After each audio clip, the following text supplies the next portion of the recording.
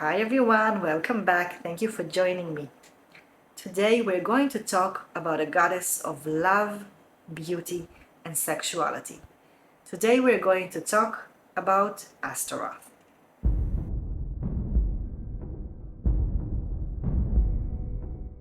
Ashtoreth is the goddess of love, beauty, and sexuality.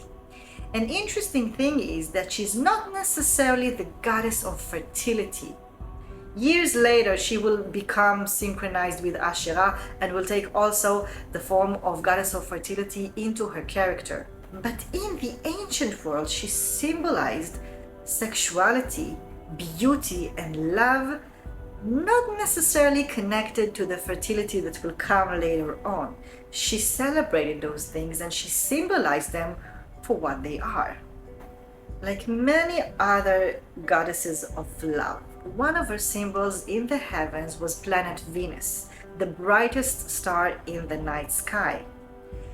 Actually, Ashtoreth, or Astarte as some refer to her, is the origin of the word astral, something divine, something heavenly. She was the goddess of the stars.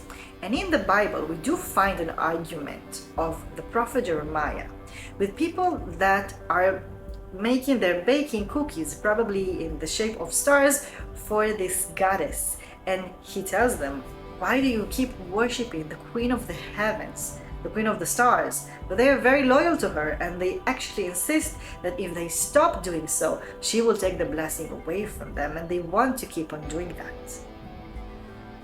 Venus is a very interesting star because you can see it right after sundown and just before the sunrise because of the course it takes in the night sky and the angle it has to other celestial bodies. In the ancient world, they did know about this phenomena, but they didn't know how to explain it. So they thought that this star and the course it takes through the sky represents duality.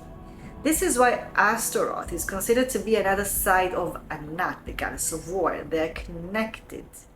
One is the aspect of love, beauty, and sexuality, and the other is the goddess of war, battle, and sometimes rage. At some point, Ashtoreth also became a goddess of witchcraft and magic. This is something very interesting because we find other goddesses in this region that were goddesses of love and beauty that had a lot of mysterious spirits, almost like storm spirits or windy spirits that later on became spirits of the night that accompanied them, and we will talk about them later on. One of the main ways to worship Ashtoreth was probably through dancing. When the moon is full, and sometimes during the new moon, people used to go outside and celebrate because the cycles of the moon were connected to the cycles of the land. People were living their lives inside the nature and the natural phenomena that surrounded them.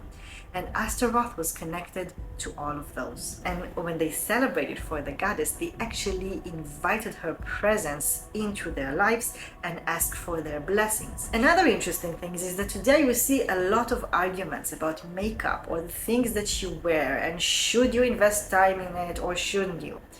It is interesting that in ancient times, putting on makeup, wearing makeup or beautiful clothes wasn't necessarily just to make yourself prettier just in the sake of prettiness.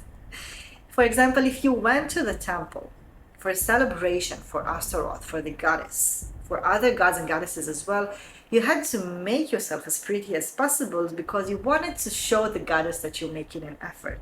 You're going to meet someone very important and you don't want it to look like you just put something on yourself and came to the meeting. You thought about it. You dedicated the time to get ready to meeting the goddess. So makeup and beautiful clothes were a practice that was dedicated to the goddess. Also, she was known to have heavenly beauty like Anat.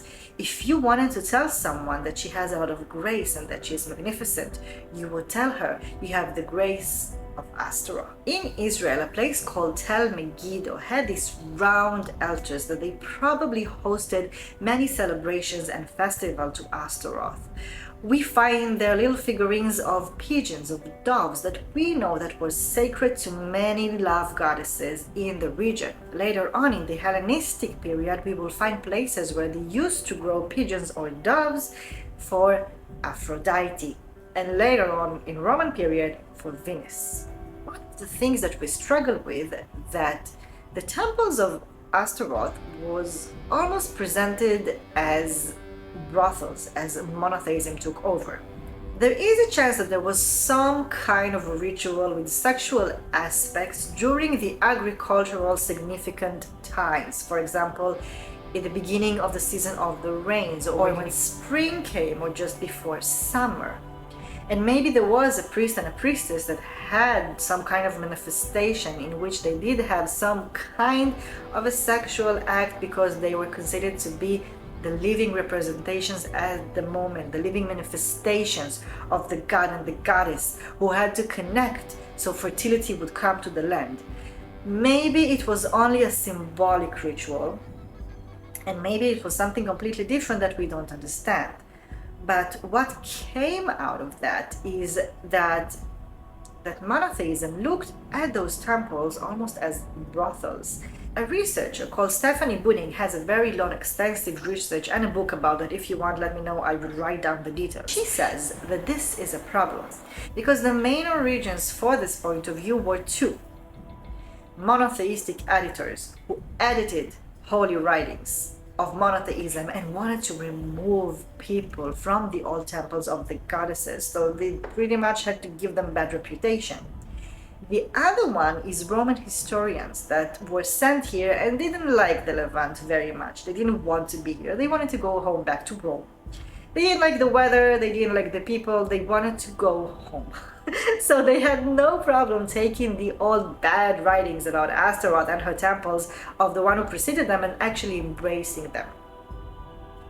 The academic world actually accepted those writings as something that was known all throughout this area, but actually we don't find documentations of such things that happened in the temples all throughout the area from people who did worship those gods and goddesses. Was it exaggerated? Probably yes. Was there some kind of a ritual we don't understand? Probably yes. But this teaches you not to take anything someone tells you as an absolute truth and keep your mind open and try to find a lot of resources to gain knowledge. I invite you, especially during the spring and the summer month, to look for Venus in the sky right after sunset or maybe before sunrise if you wake up super early. Say hello to Ashtoreth, the goddess of the stars, the heavenly queen, and find beauty within yourselves. Thank you for joining me, and I will see you next time.